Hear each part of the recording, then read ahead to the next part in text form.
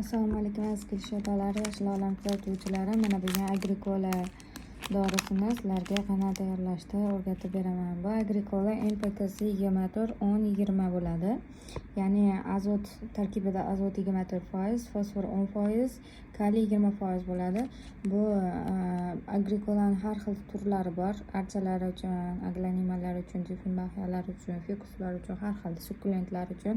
Bu именно dekorativniy barglilar uchun, misol aglanimaga, difenbaxiyaga, zameykukaslarga, antiurimlarga, spatifilmlarga, fikuslarga bemalol bargiga sprey qilib tagiga quysalaring ham bo'ladi. Bu Agricola 25 yildan beri 25 yildan beri bor ishonchli vitamin hisoblanadi. Meni eng yaxshi ko'rgan vitaminlarim qatorida kiradi.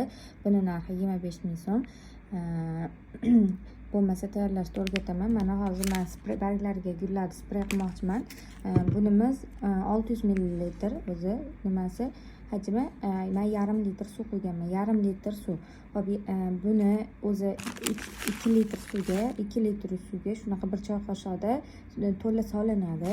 Menda hozir yarim litrligi uchun buni 4dan 1 choy qoshiq beraman.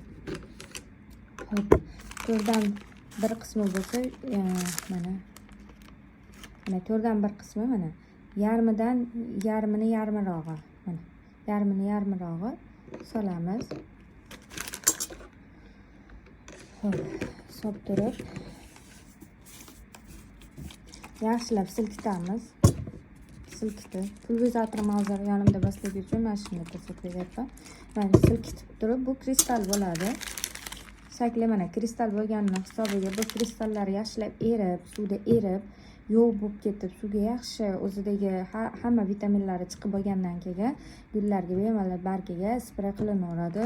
Bunimiz har 7-15 kunda, iloji bo'lsa 10 kunda bir qilsalaring ham bo'laveradi yoki 15 kunda bir qilsalaring ham bo'laveradi. Barglarini vazifasi barglarni katta qilib beradi, barglarni ham yashil qilib maydalashga tekkanini oldini oladi. Juda ham bargiga foydasi ko'p. Именно gullaydigan gullar uchun emas, chunki fosfori kam. Fosfor bilasizlar, gullaydigan gullarga nima beradi, o'sha gullariga udobleniya beradi.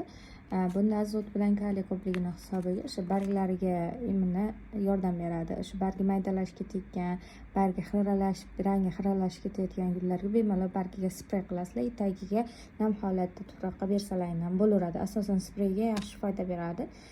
Oldindan bor ishonchli vitamin.